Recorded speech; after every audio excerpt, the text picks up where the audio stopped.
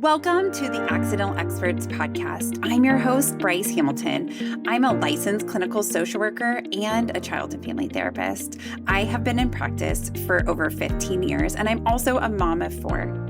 So I know the challenges both professionally and personally. I'm so glad that you're here today to grow your parenting toolbox. Please come as you are and be ready to learn. My goal is to make you the accidental expert so that you can raise healthy humans.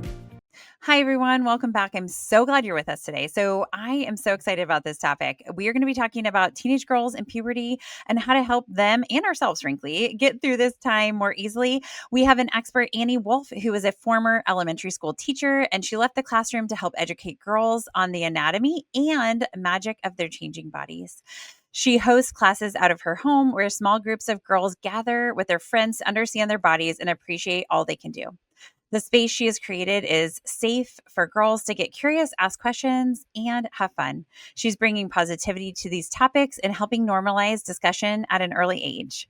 It's hard to talk about because I think we're doing it better, or hopefully doing it better now than we used to, because it was just kind of like one of those things where it's like, you just kind of like got thrown into it. And it's like our parents knew what was coming, but maybe we didn't know what's coming. And there's just a lot of stressful things that are around puberty and starting our periods and just all the hormone changes. And oftentimes parents don't know how to talk about it. Exactly. And I think parents want to do a good job with it. So Mm-hmm. there's the intention of providing education in a way that feels safe and that feels, informative and positive, but sometimes we don't always know how to do it. So I think we're all in this together as parents. Yes, absolutely. Okay, so talk to me about, what do you think, or what do you believe are the most important things that girls should know before going through puberty or while going through puberty? What are the topics that we should be covering? Yes, I think some of the most important things for girls to know is that, number one, they're not alone. They're Mm-hmm. going through this together with their friends, their peers. It'll happen at different times, but they're not alone. They're all going through this together. And then I would also say that what they're going through is normal, that, Mm-hmm. this is just a part of growing up and it's a necessary part of growing up. It's also a really beautiful part of growing up. I know sometimes we don't always think of it that way, but really what's happening is their bodies are becoming their most fullest expression. And so if we think about it that way, that our bodies are these magnificent, capable, just shells, that they really are magnificent. And I think it's important for them to see it that way, for someone to tell them that they really are magnificent and they have these beautiful capabilities, and that all of these changes are normal. And then I would say the last thing is that they have their own unique timing, and their bodies will change when it's right for them, and their timing is perfect, and their body has its own wisdom, and that they don't really need to worry. Their body will just do what it needs to do. Yeah.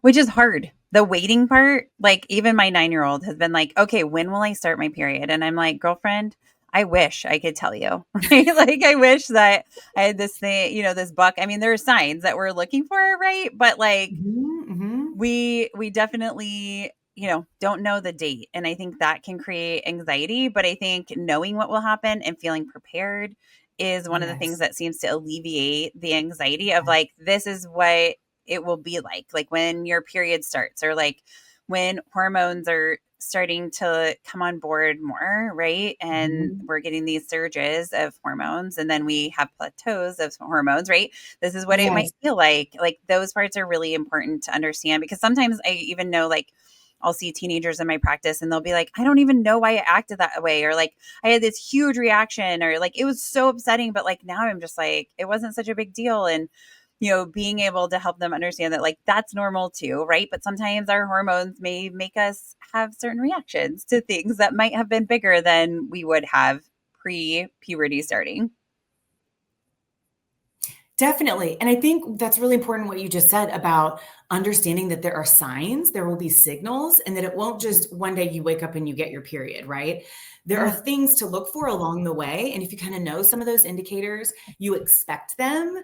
And so when Mhm. they arrive, there's less of a panic, like, what is this?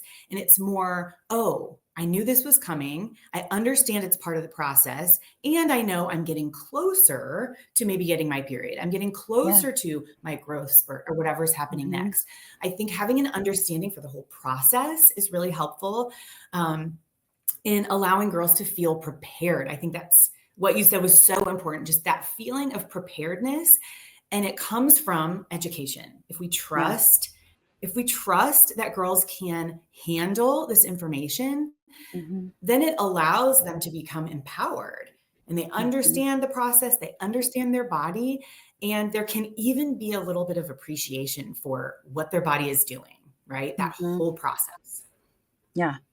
Yeah. Well, and I think I just like think about my daughter and I have been reading this book about periods, and it's talking about all the puberty stuff. And we've read lots of things before, but this book I love because going through like all the details and like things that I'm like, I would have never thought to even bring that piece up, or like I wouldn't have thought about like how to explain that. And so I think that is a way. You said education is a way to feel supported. And I love that piece. Are there other things that help girls to feel supported during this stage of life?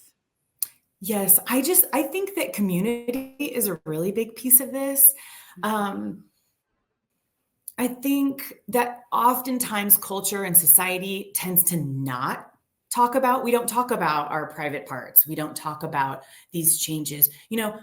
As a culture, if we have our period, we hide our pads, we hide our tampons. We don't want anybody to know about it, right?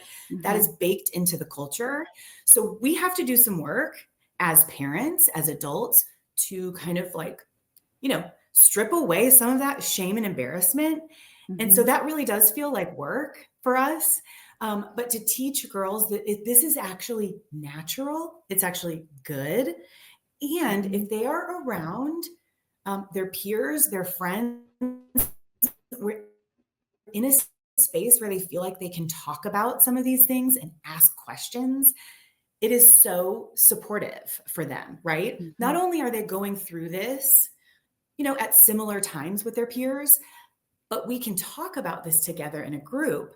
And, someone else might share an experience that they're having, and that experience is now a gift for everyone else who learned that this might be happening for them sometime soon, right? So as a community, these shared experiences, and just this ability to open up and talk about some of these topics in a community can be so supportive and so helpful and so informative. Yeah.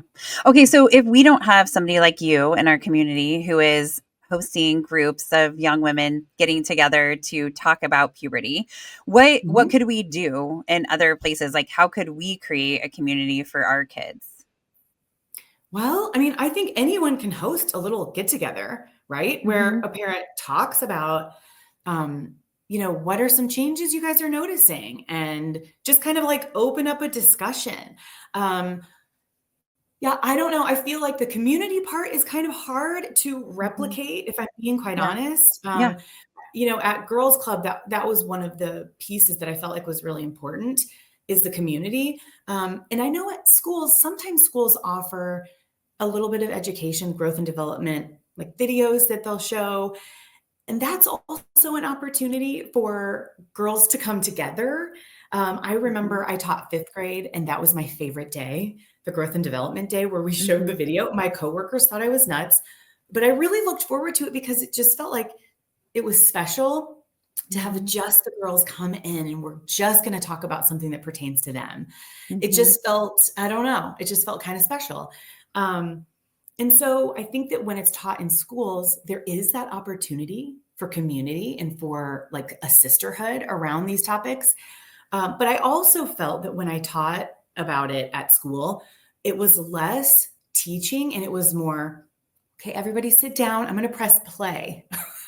And this video has been approved by the district. And so we know it's safe and accurate, and everyone can feel good about that, right? But then the video's over, and it sparks all this curiosity in the girls, and they all of a sudden have all these questions. And so I think every school does it differently, but we would give girls a chance to write down their questions and then collect the little pieces of paper, and we'd go through them. And what I found was there were lots of questions, and we teachers were told that we were not allowed to answer the questions if it wasn't already covered in the video that we showed, which I felt like did a disservice to these girls who were sitting there like at the ready, like, please help me figure this out. And if it wasn't covered in the video, it's like for liability reasons or just, all of these topics are people get nervous about it. So they don't want you to say too much, but I felt like it was kind of a lost opportunity. And also we could never get through all of the questions. It's like, okay, it's recess time. And they're like, wait, could you just do one more? So having that experience too, as a teacher, I thought these girls need more education. They're asking for it. They want it. Here we are all in the same room right now. And we only have 30 minutes to talk about it during the whole school year. Right. Yeah. So I still feel like school districts and classrooms and teachers can do a better job of teaching these topics when the community is already there, the girls are already there. But like I said, I think that there's a lot of hesitation around these topics. Parents get nervous about it. Teachers really, honestly, most teachers don't even want to touch it. They just want to press play and be like, okay, thanks, bye, have a good weekend, So that's tough too, because I think that it really matters the energy that's behind whoever is giving you this information. We've seen movies, Mean Girls, where the PE teacher is like, do not have sex. If you do, you will get an STD and you will die. Right. We feel the energy behind the teacher. And if the teacher is scared, guess what? The student will feel. Right. If the teacher is feeling a little awkward, then it might be a little awkward for the person who's receiving that information. If I like to teach this stuff. So hopefully when I'm teaching about it and I feel like this is so interesting and amazing and I'm excited to share it, I hope that girls can receive it in a way where it feels exciting and it feels like, oh my gosh, this is actually kind of cool. So that energy piece behind it, I think is important. And I would also say that I think when parents are starting these conversations with their daughters or their children, that it's okay to be nervous about what you're sharing. It's okay for it to feel awkward, depending on what your experience was as you learned about puberty and sex ed and those kinds of things. Maybe someone talked to you about it or maybe they didn't. Yeah. So this could be the very first time that you are doing this, that you're bringing this up. And so it's okay to say to our kids, if I seem nervous, it's because no one really talked to me about this. And so this is new for me, right? And this has nothing to do with, this topic is not scary. It's just, for me, it's new. And so if I'm awkward, that's probably why, but I want you to feel comfortable talking about this with me. I want you to know that you can come to me and I'm here for you, that I'm a resource for you because you will have questions. And, when girls are younger, the questions are really basic. And then as they get older, the questions change. The curiosity is different and we're wondering about different things. And so if you start the conversation at a young age, it opens the door and your kids understand that, oh, my mom, she's talked about this with me. Maybe I can ask her this. So it's so important to open that door early, Yes. I feel like Okay. So no, you're totally, this is all such good information. Yeah. Okay. But tell me, okay. So when you say early, what do you think is, if you had to say what the ideal age is for early, and obviously there are going to be parents listening to this who may not hear, like they may have passed this age. So it's not like it's too late, but what is the ideal age that you think we should start talking to our daughters about puberty? Yeah. I think the ideal age to talk to our daughters about puberty is third grade. Third grade is like a nice, sweet spot. Now, I want to go back too and say, even before third grade, I think it's so important to start talking about the accurate terms for our body parts and anatomy at a very young age, right? Yeah. When your kids are learning their nose, their elbow, their hands, their feet, you can say, that's your nipple, that's your Mhm. vulva, right? You can Mhm. use those Mhm. words at a very young age. Mhm. Um, because I think it's really difficult to start talking about puberty changes and what's going on in the body if a girl doesn't know she has a uterus, right? Mhm. How can we teach her about her period if she doesn't know what a uterus is, where it is, what it does, why it's there? If she Mhm. doesn't know ovaries. So that anatomy piece, I feel like has to come before the puberty conversation, right? Sure. But third grade is a great time to start talking about that. And I would say start with anatomy. These are your body Mhm. parts. This is what they're called. This is a picture of what it looks like, right? Mhm. There are great books to illustrate some of these things. We don't, I don't expect parents to be drawing diagrams or anything like that, but it's important to lay that foundation first, so that girls kind of know what you're talking about. I remember asking Mhm. my mom what a period was, and she was very good about using the technical terms, but it felt so abstract to me because it was a conversation, and it's Mhm. like the conversation goes, once a month, you have a uterus and your ovaries will release an egg. And I'm going, okay. And it just feels like, it's difficult to really conceptualize it. Mhm. But the takeaway is you bleed for 3 to 5 days once a month, right? And that's good information. Mhm. But if we teach them about their anatomy first, then they can have an understanding for how the whole system works. And Mhm. it's not just bleeding. It's like, okay, there's a reason and there's a system and there's a process. And Mhm. Mhm. I don't feel like does it justice to teach it in a few sentences, right? So I'd Yeah. say start with anatomy.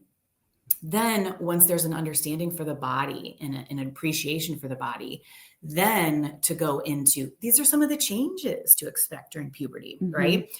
And I will say too, like I said, that third grade, there's something about that third grade that feels like a sweet spot, because they're young enough that they're not self-conscious.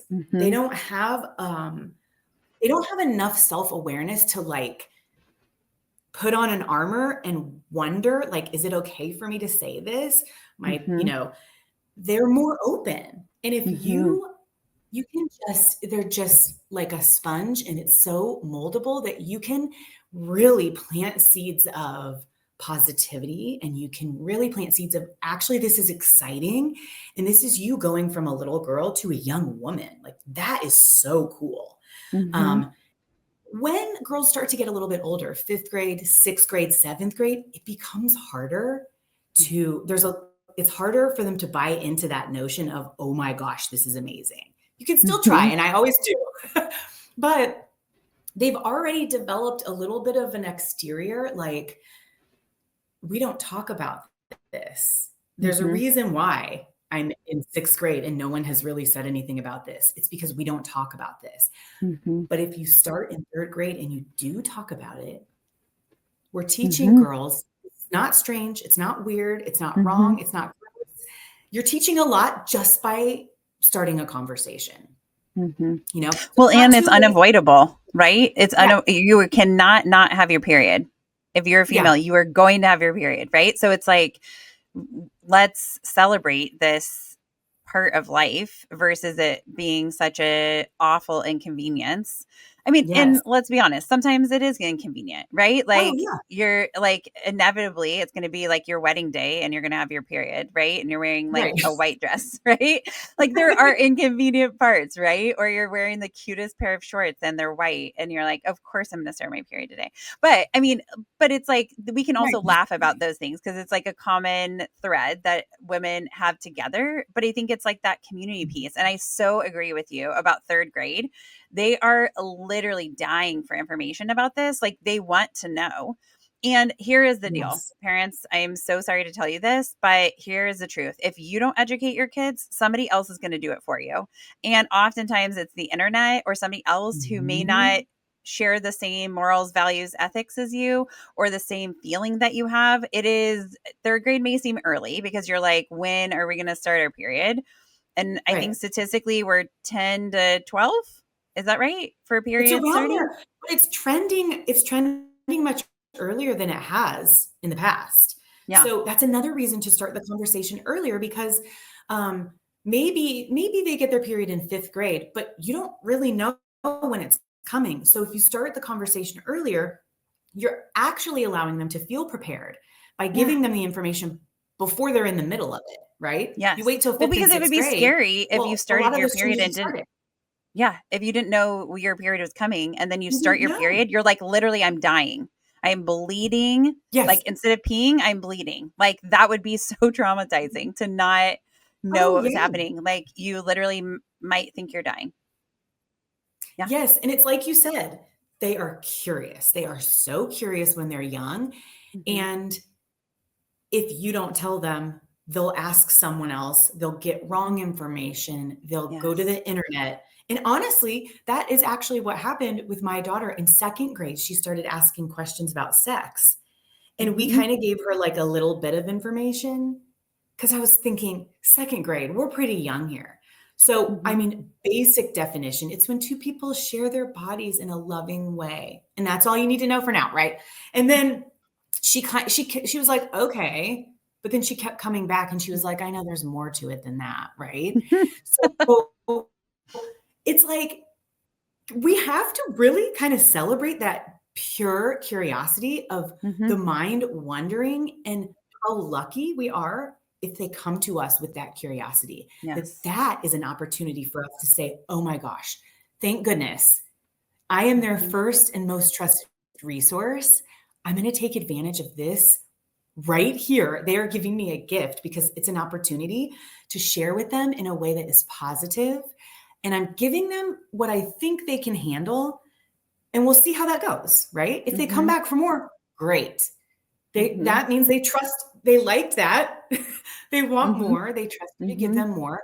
And so that's what we did with my daughter. We ended up just giving her a little bit more information, and it was earlier than I thought, but you know, if they're asking for it, they're ready. And Mhm. you also get to decide how you phrase things and what feels Yeah. good to you. And Mhm. and also you can wrap your own message around it too as a parent.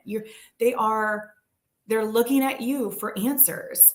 Mhm. Um, and they will go to the internet and they will find something that is definitely not appropriate for them, right? So we Mhm. want to show Yes. them that we're here for them.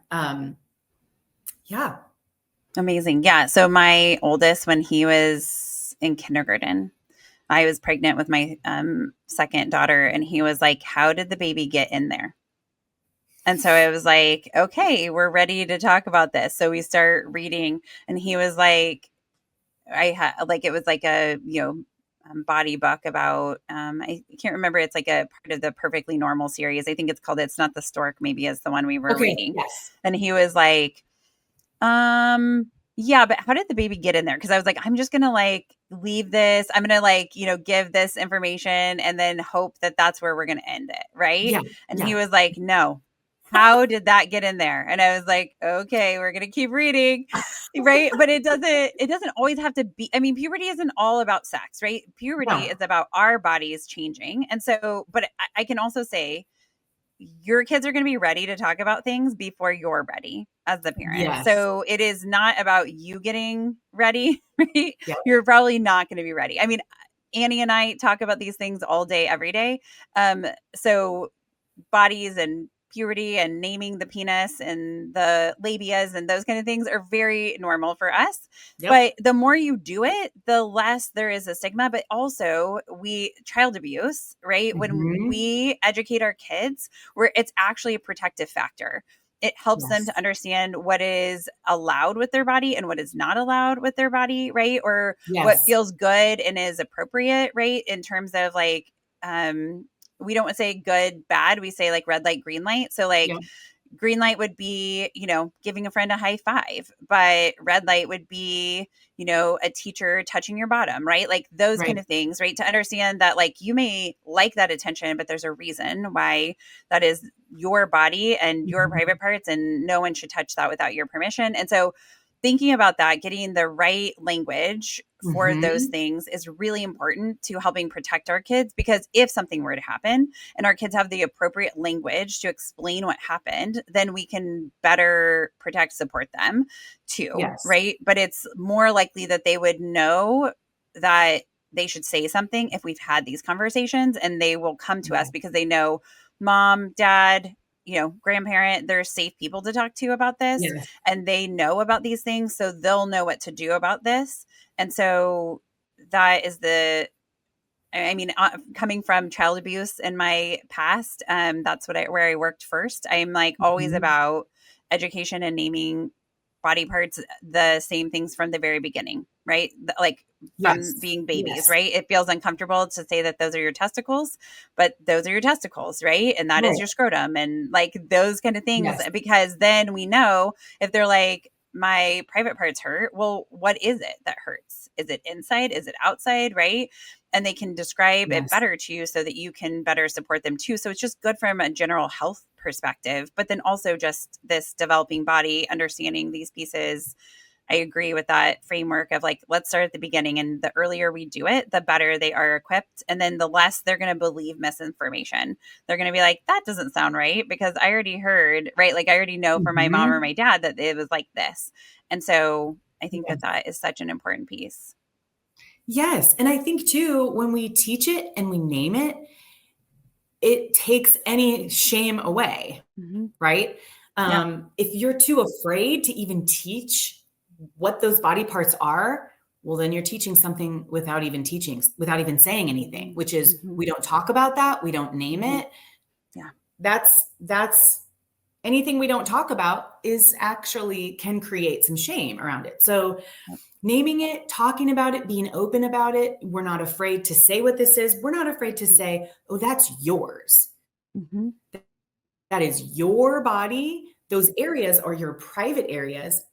No one gets to touch those without permission, except a doctor or a parent if they're, medically helping you in a way, if you have a rash or something. Mm-hmm. But giving context that like nobody's allowed to touch that area. You're a Mm-hmm. kid, those are your private areas. But, I also talk too about with unsafe touches, it's like another thing that can feel unsafe is just any touch that makes you feel uncomfortable. So Yeah. it's like, yes, private areas are protected and those are off limits, right? But also someone can touch you in a way that like even on your arm that is like Mm-hmm. makes you feel uncomfortable, makes you feel that's an unsafe touch too. So it's kind of Sure. like this whole education around your body is yours. You Mm-hmm. get to decide what makes you feel safe, what makes you feel unsafe, what feels Mm-hmm. like a comfortable touch, what feels uncomfortable. And those are your preferences. And other people can and should honor those preferences. Mm-hmm. Should respect your body boundaries because it can look different with any kid, right? Some Mm-hmm. kids, they'll come in your space and give you hugs, and other kids do not want a hug. So Mm-hmm. that is a body safety thing, right? If you hug a Yes. kid, they do not want you that close, that feels like an unsafe touch to them. So Mm-hmm. that education is so important too, that Yes. you should ask, can I give you a Mm-hmm. hug? Right? Mm-hmm. I had a Mm-hmm. girl at girls club not long ago, and I knew she was having a tough day. And I wanted to actually, it gave me an opportunity to model that at class. And I sat down Mm-hmm. next to her and I was like, I can tell things are tough right now. Do you want to squeeze? Do you want a hug? And she was like, yeah. And so it actually coincided with the lesson that was on, you know, safe touches that day. So I was like, this is just so such a coincidence. But it's true that Mm-hmm. um, I think that does need to be explicitly taught that your Mm-hmm. body is yours and you get to decide what feels good. You make Mm-hmm. up the rules for your body. You're Yeah. in charge, right? Yeah. Yeah. And if somebody touches you in a way that feels unsafe or you don't like it or it's uncomfortable, there's some steps you can take, right? You create some Mm-hmm. physical distance, use your voice, tell a trusted adult. Like there are some things to do, which I feel like can be really empowering too. It might Oh, not be a yes. fun thing to talk, right? But it's like, oh, Mm-hmm. okay, my body is mine. And if somebody touches me in a way I don't like, I can do something about it. Okay. Mm-hmm. I don't have to just Mm-hmm. let this happen and feel uncomfortable on a regular basis. Like, Mm-hmm. no, you're in charge. And here's how you get in charge. These are the steps, right? Mm-hmm. So that's so important too. And I don't know, I feel like growing up, mean, were you taught? I wasn't taught that. Were you? No, not really. I mean, like my parents were doctors, so they would be like, no one can touch your private Okay. parts, but it wasn't about like what feels good or not good, right? And I think that Mhm. was tricky as I became a teenager because then it put me in some uncomfortable situations where internally my body's like screaming no, right? But Okay. externally I'm like silent, right? And it's tricky to know how to navigate that. And then, sometimes we'll as women will get brave enough to say like no or not, but it would be even just like things about like coaches saying things to me or just Mhm. like and maybe they I don't know what their intentions were, but it didn't feel good to me, right? Or Mhm. it would be Mhm. like you couldn't speak up about something. And so I think the more that we empower people that like this is all your decision. Nobody has to agree with it. Nobody has to like it. This isn't their decision, all you. And even as parents, right? Like when my Mhm. oldest is having something where she is like, like I feel like I have a bug bite on my bottom. And I'll be like, do you want me to look for you? Right. Yep. Or do you just want to Yep. look for yourself? Right. And Mhm. she'll tell me, give me consent to say, yes, I Yes. do, or no, I don't. And I think we oftentimes as parents think that consent is something just around sex, but it is Mhm. so much greater than that. It is something we're doing all day long, saying yes or Mhm. no. And silence is no, right? Like I think we also have Yes. to teach our kids that, like there are going to be times where you feel like you can't say no. And that's Yes. okay. There's nothing wrong with you for that. But then we also have to teach our kids what to do when no one says yes. And yes should be enthusiastic, right? Like consent Yes. should be something where we're saying like, yes, I want a hug. Of course I do. Right. Mhm. Or yes, Mhm. like I totally want a high five or yes, I want to kiss you. Right. Like these kind of things. But it's like, one of the things that just came to my mind, I was like, what is something that a coach did that made me uncomfortable was like, they would sometimes like slap you on the booty when you'd like go in. And I'd be like, Yeah. ugh, like, no, Yeah. I do Gosh. not want that. Right. Like that feels so weird. Right. Like, I Yes. mean, regardless of the gender of the coach, I mean, and I think a lot of times there was maybe it was like a, thing that their coaches did to them and they just Well, right whatever, but it was like I no no and it thank you. almost doesn't matter what the intention was, right? Yeah, Like, no, it doesn't. I feel like sometimes we have the tendency to do that, is to go, "Oh, they didn't mean anything by it." But it's like, doesn't really matter if the intention was to be creepy or was just to be Hmm. friendly and supportive, like, "Go on in." Yeah. The intention doesn't matter. What matters is how you felt. Yes. That's it. Yeah. And so you can, like, take the other person out of the equation Hmm. altogether and just ask myself, "How does my body feel right now? Oh, is my Hmm. heart racing? Hmm. Do I feel ick? Do I feel like I wanna Hmm. get away and crawl into a hole?" That is your body communicating with you. It is so wise, and Hmm. it knows what it wants, it knows what it doesn't want. So when we listen to that and tune into that and Hmm. figure out, how can I respect myself and love myself enough to make sure that I'm not in that situation again where I feel all of those things, Hmm. right? And it's an act of self-love. And sometimes we don't know how to honor ourselves and how to respect ourselves enough to say, I'm not going to let that happen again. Hmm. Um, I have this great example of a guy at the grocery store was really friendly with me, and he would like sometimes give me a little hug, and then the hug turned into a kiss on the cheek. And as soon as that happened, Hmm.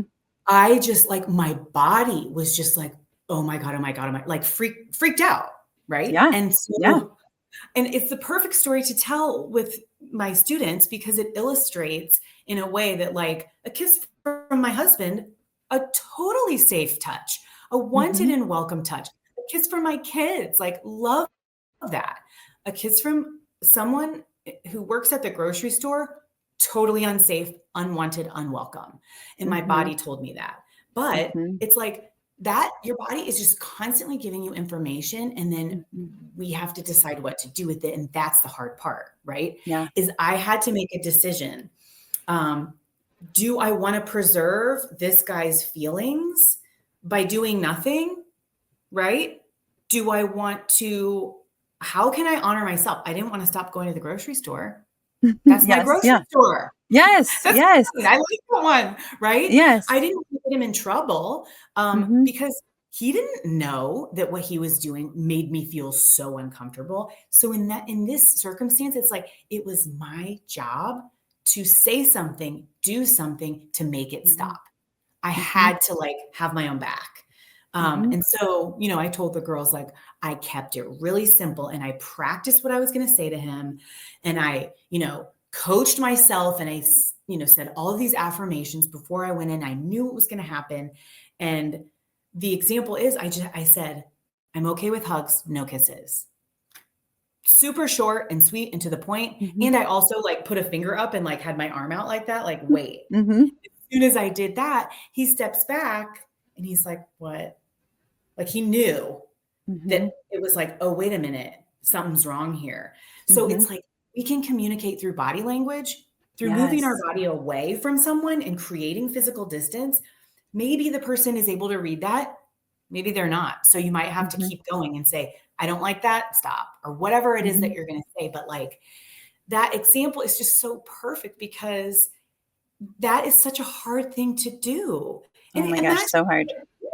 if you're that's me as an adult, Mhm. right? I'm in my Mhm. 40s and I still had such a hard time. I knew what I need to do, but it was so hard. So it Mhm. illustrates to the girls that like if you do experience a safe touch, it's gonna be hard to do something about it, but you still should. And you Mhm. still can, right? Mhm. And and I say, you can create your physical distance. You can say whatever you're going to say. Say, no, I don't like that. Give me a high five instead, or whatever.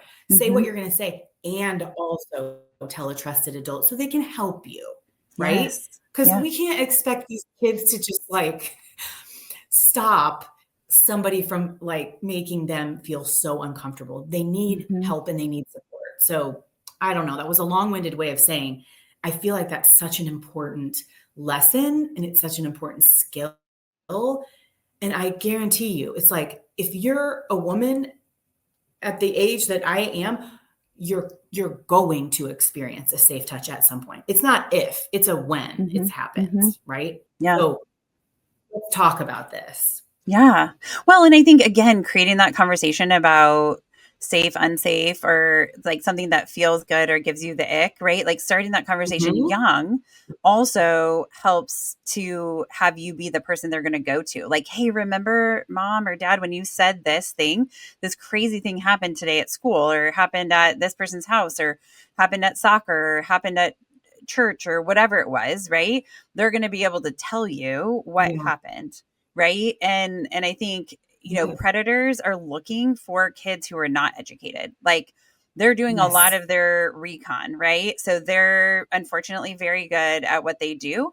And this is one of those protective factors that we can teach our kids to tell somebody when something's gone too far, right? When they want to Mhm, set a mhm. boundary, how to do it, practice it so that they feel comfortable implementing it. And I think that's something that my parents didn't teach me about. It was, or like the practicing of that part too, is like to Yeah. say, like, if you don't like this, say this, right? Or practice that part. And Yes. so I think that's an important piece too, because we can have all the information, but sometimes we like need to rehearse it. Like we need to like pretend like Yes. this is it really happening in real life right now, and then do that part. And that's such an important piece too.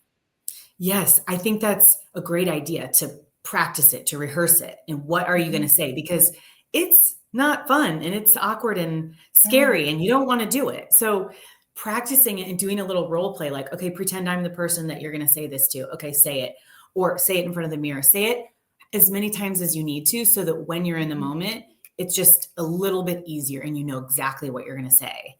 Yeah. Um, yeah, it's something that I don't think we realize that it's something that needs to be explicitly taught.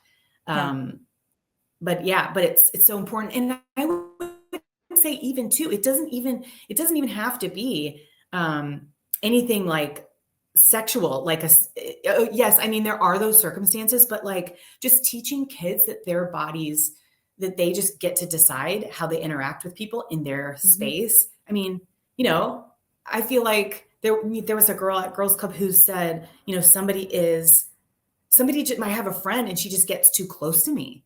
and I don't like it, and it makes me feel really bad, and it's like stressful. And this other girl doesn't realize that she just is one of those touchy-feely people.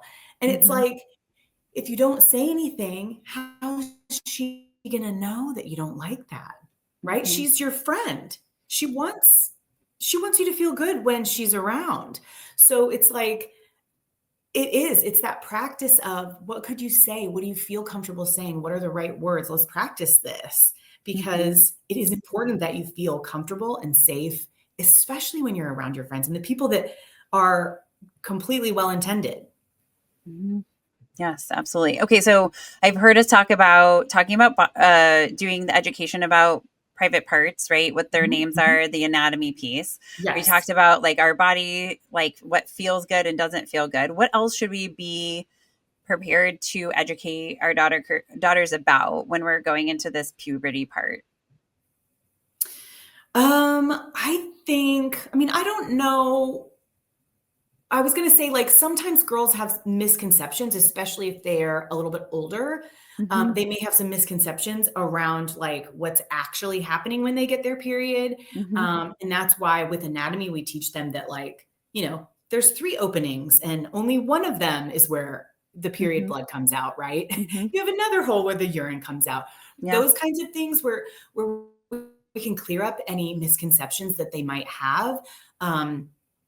Especially, and I think about too, the worries that they have about going through puberty. They're worried about, when I get my period, is it going to hurt? And just talking about, well, yeah, there'll be some cramping, but getting your period doesn't hurt. And that's not a painful thing. And kind of talking about like, what does that experience feel like? Because they're just, since it hasn't happened, they're nervous about it. They think it's going to hurt, and then they also worry about managing their period. What happens if it comes when I'm at school, right? That's a big one. Girls get really worried about that. And so it's great to have conversations about, okay, let's play out a scenario. Let's say you go to the bathroom, you wipe, oh my gosh, you have your period. What do you do? Right. And so we talk about, okay, you have some choices. You can go back to your backpack. You can get your period pack and just go to the bathroom again, and then they're like, my teacher won't let me go twice in a row. And, those kinds of things. So it's like, okay, you can also put some toilet paper, wrap it up, put it in your underwear. It will be just fine for a couple of hours until you can use the bathroom again, until you can get to your period pack. Right. You can go to your teacher and say, hey, I need to go to the nurse. Do you feel comfortable doing that? Right. These are all options. Or you can also say, if you feel like your period might be coming, there are some great products out there. The built-in, like those period underwear that have a built-in pad. How lucky are we that girls have access to these products that really just make it so much easier? So it's like, if you feel like your period might be coming or not, maybe you just want to wear the underwear just in case. Great. Do that too. So there are a lot of options. And I think talking through those options with girls gives them a sense of like, oh, okay, I'm going to be okay. I have a plan. I have a plan for 2 or 3 or 4 things that I could do if this happens. Making period packs, having it in your backpack as a just in case is like just a little security blanket that I have something if I need it. That's nice. I'm trying to think what else. But yeah, I think the worry of what am I going to do when this happens? They're worried everybody's going to notice, everybody's going to see, So at girls club, I put underwear on over my pants and I show them how to put the pad in. And I'm like walking around. I'm like, nobody knows. It's just me. I'm the only one that knows. And you can't see it through my clothes. I mean, they can see it because I have, it's right there. A pair of underwear on over your pants. Right. Yeah. It's a playful way of no, it's not, I know it feels like a big deal, but it can just be a part of life and you'll manage it and you'll get used to it. And after you've used a pad for a while, then you might be ready to start using a tampon. And then they're really curious about where does it go? How does it go? And it kind of is like a magic trick, right? It really is. I mean, it's like a disappearing act. So, I mean, I think it's good to show girls, like I have a diagram that I use and I show them which opening it goes into and take a deep breath, because remember, it's a muscle. And if you relax, it's easier. And if you're really tense, it's all closed up. And so all of these things are important, and this is where it goes. This is how the applicator goes. And yeah, it's like, it's a magic trick, and they want to see it. They want to see it on the diagram. They want to see what does it look like inside the body, the string, all of that. They're just so curious. And if we can show them, then it takes the pressure off, right? It's just, I feel like sometimes as parents, we can think, oh, I don't want to burden my child with all of this information, but it's like, they're going to be burdened with it no matter what. If you start the conversation and you teach them and you give them some knowledge about how to do some of these things, it actually makes them feel relieved, Yeah, absolutely.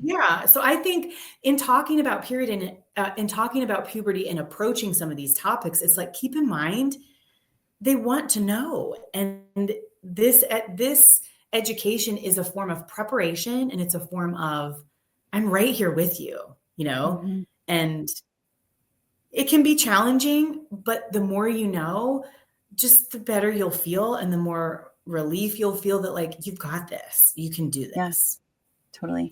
Well, and I think I think teaching boys about periods and puberty for girls and girls for boys is also a really important thing to give each other some just grace and understanding and just knowledge.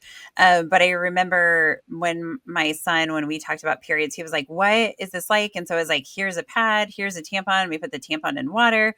And so with my daughter, we've done this to be like, look at how cool this is and how it absorbs stuff and right in the pad, and we can pour things in. And so just understanding that, to kind of play with it helps it to feel less anxiety provoking. Because if you're going to have to use something that you've never used before for the first time, when you're also having an experience that you've never had before, then it's like, let's at least make one thing not feel so anxiety provoking, right? I know how to put this pad in my underwear, or I know how to use this tampon. Some girls go to tampons right away. I mean, I think everybody's body is different in what they like, but I would say, yes, most girls choose pads first because it's like the least invasive. It's pretty self-explanatory. It's easy to change, all those things. You can see what, when you need to change and those kind of things. What about talking about changes in terms of washing our face, hygiene? Are those conversations we should have with our daughter around puberty as well?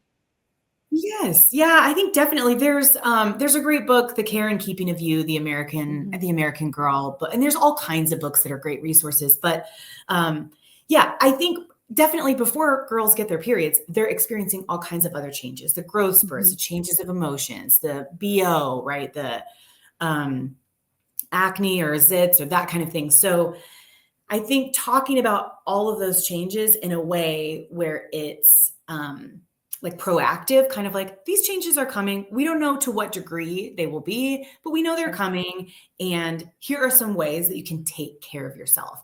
And I think that book does a great job of teaching girls that, you were once a baby where your parents did everything for you to take care of you. And as you got older, you started brushing your teeth on your own, and you started getting dressed on your own. And this is just a continuation of that as they start to become, adolescents and growing from a little girl to a young woman. There is a lot more care that's involved. Maybe you didn't need to wash your face before, but now your face is creating more, your oil glands are more active and they're producing more, and you're sweating more. And so your pores are going to react to that. So we need to wash our face, and we need to use a cleanser or use a moisturizer. And deodorant, it's kind of like, this is your body's natural process of making a scent and sweating to cool you off, and those kinds of, this is natural, but it's going to be really powerful. So there are things you can do to kind of manage that. And just so they know that these changes are normal and healthy and good. And here's a way that we can deal with them and manage them in a way that feels like, okay, I got this. I can do this. Yeah. And that's where the community piece is fun too, because some girls will say, oh, I like this deodorant, or I like, this is the face wash I use. And so then it really is nice, because it's just an open forum for girls to share what they're going through, what's helpful to them. And I mean, that's as women, we do that as women. We're always Totally. sharing resources. And so it's kind of cool to see that as a young age, them just supporting one another in that way. But yes, those, the changes that happen during puberty and how to manage them is also a great part of the conversation. That's also empowering for them. Yeah, totally. And I think, it's fun kind of like even before you have to do it. I remember like when my oldest needed to start wearing deodorant, the girls were like, we want deodorant too. And so then it was like, everybody's wearing deodorant. Like, the girls didn't need it at that stage, but it was like fun because then it was like, this will be so much easier when you do need it. Right. Yes. And so just like getting used to that piece is definitely helpful.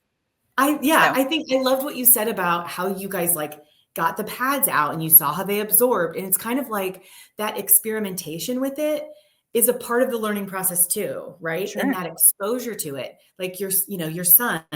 And I think that that's so key is like, when you get the pad out and you show how to put it on, it's like, they're so curious about it. And what you're doing with that is you're normalizing it and you're kind of going, yeah, this is not a big deal. This doesn't have to be a big secret. It doesn't have to be hidden away. We don't have to be embarrassed about this. Let's get it out. Let's all look at it. Yeah, that's normalizing. Totally. So Yes. I love that.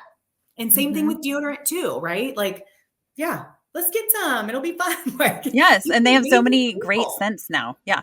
Yeah. Totally. Yes. Okay. So are there any other misconceptions or fears that you think girls have about puberty that parents need to be prepared to talk about? Let's see. I mean, I think I really think the biggest misconception that is there is just they don't know their body parts. They don't know where they are. They don't know what they're called. They don't know what they do. And so that's why I feel like it's so important to start there. Yeah, I mean, the first class that I teach is anatomy. And, we talk about the vulva versus the vagina. And actually, I start before that and I say, what body parts do you know? And it's usually, depending on the age of the girls, it's usually we know breasts and we know vagina. But then I actually teach them where their vagina is and they're like, what? Yeah. I'm like, you have never seen your vagina because it's inside your body. You can't see it. Yes. Yeah. Right. And so that really is the biggest misconception. And I think, it's terminology. So it's like, yeah, do I wish the whole world knew that like the vagina isn't actually where everybody thinks it is? Yes. But the bigger piece is just that whole understanding of like where the parts are and why they are where they are and how they serve you and what's the function. And it's not sitting there for no reason. It's like, if you can understand how they all work together, right? A lot of it is protective. A lot of those parts are protective, right? The labia is there to protect all the openings. Yeah. It's so delicate and sensitive and fragile and special that like, there's 2 sets of labia, not 1, but 2. And the pubic hair is there to like protect and keep, disease and viruses out. It's like everything serves a purpose. And I like teaching it in that way where they understand that like, oh, that makes sense. Like in the same way our eyelashes keep the dust out of our eyes. Same, same thing. There's a lot of things that are repetitive about our own anatomy. And even with male and female anatomy, like the patterns are very similar with like the symmetry and, where the eggs are versus where the sperm is. And it's, there's just so many areas of crossover that I think it is kind of nice to teach them a little bit at the same time. So there's an appreciation for both, and just because we're all girls doesn't mean that we don't talk about boys. And it's not like no boys allowed. It's like, it's like they have really interesting and amazing body parts too. And their bodies are powerful too. Right. So we're not going to skip that. We're not going to go as deep, but we're not going to skip that, And so going back to what you said too, about when we teach our kids about puberty, it is really nice to teach. Okay. And here's kind of what's the boys experience. Cause girls will go, oh, this is so unfair. Like, look at all these things that we have to go through. And then I take that same list and I say, all right, boys get BO. Boys have zits and acne. Boys have a growth spurt. Boys have a lot of the same things that girls do too, but they don't have their period. Instead, they have something else. And they probably want you to be sensitive to that too, right? So it teaches a little bit of like, you're not the only one that's going through things that are tricky to manage and tricky to navigate. Boys are too. And Sure. if you know about it and you're sensitive to it, maybe, they can extend that same sensitivity to you if they see you going to your backpack for a pad, right? We can all just say, oh, yep, part of the process. I don't need to whisper to my friend, right? The whispering to the friend and the like, oh my gosh, do you see, look at his pants or whatever, it's like, we have to have an understanding. We don't have to, but it's really kind to have an understanding and hope that that grace is extended both ways. Absolutely. So I'm like thinking about this conversation, and I imagine that parents are going to be like, okay, how do we balance the giving enough information and then giving what we would perceive as like too much or too early of information, and also still creating a safe place for them to open up to us? Do you have advice on that? I think it varies with our kids. We have to know our kids and kind of anticipate what they might be ready for. Different kids are ready for different information at different times. And I think it's good to think about, if they're coming to us and asking us questions, then answering the questions honestly and accurately is really just the best thing you can do so that your kids view you as a trusted resource. That's number one. But also, as far as creating a safe space, I think that's I think a parent has to do a little bit of self-reflection before they have some of these conversations with their sons and daughters, because we are carrying the messages that were passed down to us as parents now. So to think about, what messages did we get? Who did they come from? How were they received? What was the experience like when we took that in? And to just think about, okay, what do I want for my kid? What do I want this experience to be like? What information do I wish that I got when I was younger that I didn't get? What do I want to make sure that I teach my kid that was missing from my own experience? All of those things can be so informative if we really start with ourselves and think about our own experiences. Can help immensely, help us to be sensitive to what our kids might need. And, allowing for mistakes. We're not going to get it perfect. We're not going to get it totally perfect, but that we're trying and we're open to conversation. We're here for our kids. I think thinking about the setting too is also helpful as parents. Like, if are you the type of person that wants to sit down face to face with your kid and like, let's talk about this, right? A lot of eye contact. How does that feel for you as a parent? Or do you want to look at a book together? Do you want to show diagrams in the book and point to stuff?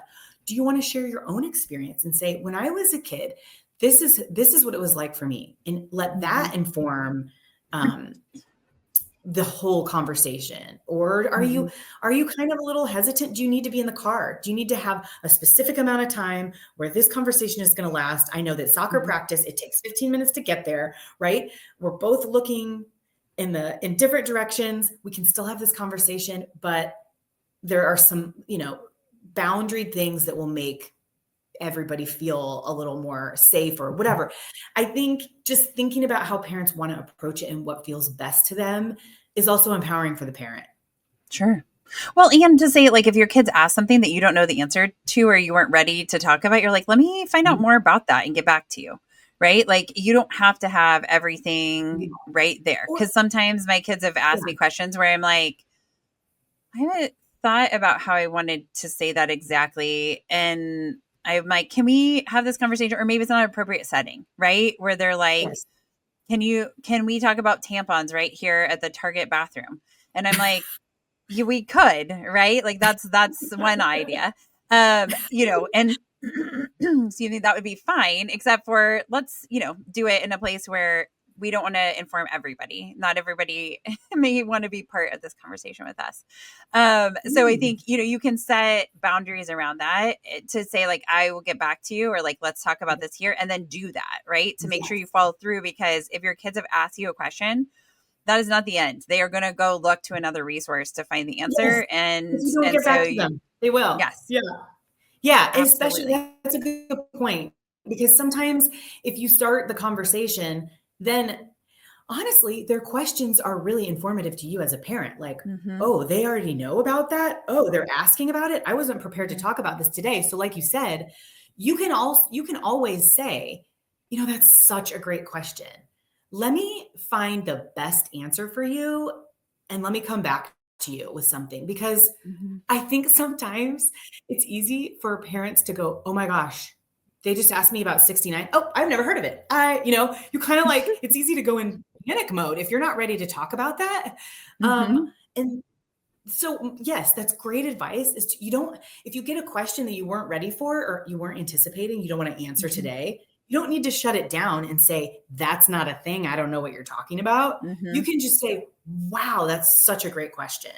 And I want to give you a really great answer. So can you give me some time and I'll come back to you and I want to talk about that more. And then you can have some time to think about, okay, how do you want to talk about this? Do you want to give the information, or do you want to say whatever? It buys you some time so you can be a little more methodical about it, but like when all else fails, wow, what a great question. Like affirm and validate and like, we do not want these kids to feel like their curiosity is a bad thing. It's like, totally. we want to celebrate that they even asked you a question. Like that is so cool.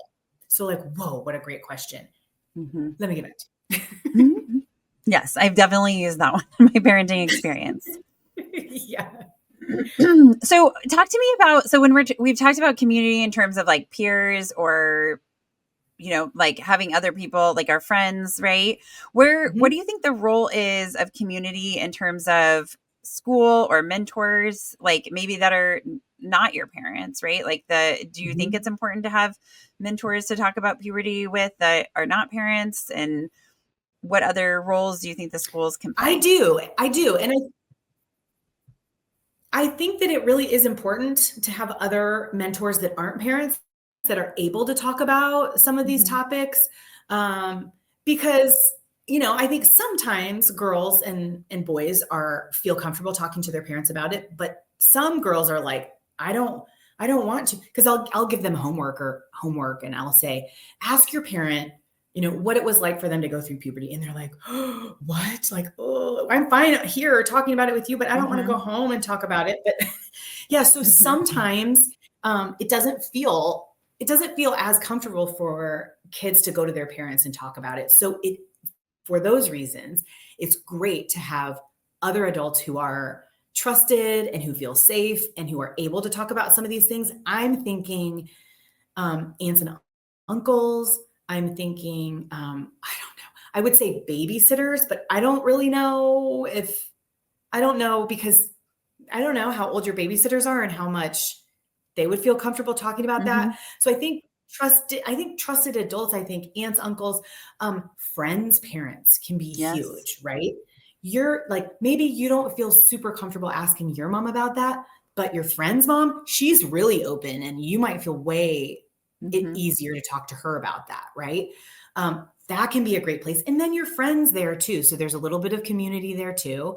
I don't know. Schools, I feel like I really do think schools can do a better job. I actually wish that there was a stronger program at school. And I don't know if it's the teachers. I feel like teachers sometimes get given like every single thing that a kid needs in their life. And suddenly the teacher is responsible for all aspects of the child. So I kind of hate to do that, but I do think this is learning. And a lot of this is science. So I think some of this can really be talked about at schools. And holy cow, you talk about normalizing something, teach it at school.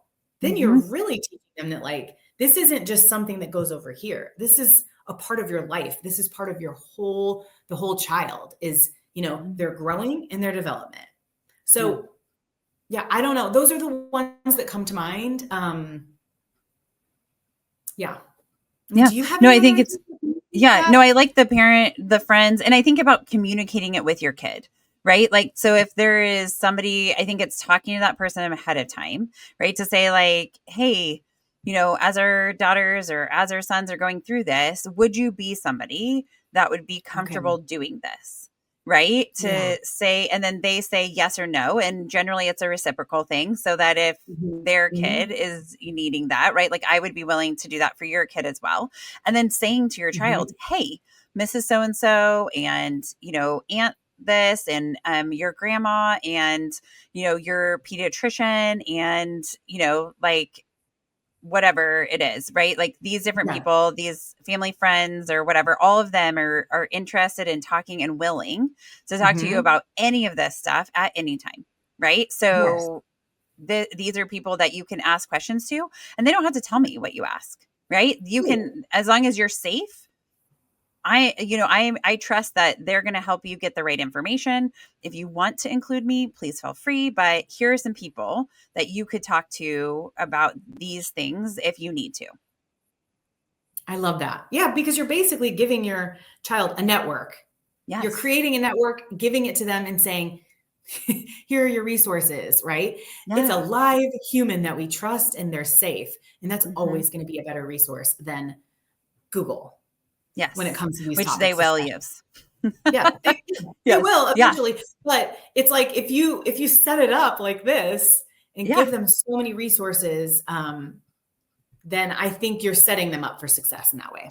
Well, and what I find is that when that's in place, they actually don't want to use Google because they know that the internet is not always right. Like whether that's through the school system or whatever else that they're doing, like they know that things Mhm. aren't always correct. And so they want things to be accurate. And it's way easier to talk to a person who gives you feedback and it's Mhm. personal. It's not just an answer on AI or Google or whatever. It's somebody who knows you, who can Yeah, give good feedback and you trust, right? So I think they right. do want the human experience. It's just that when that's not available, we will do things to fill in the blank.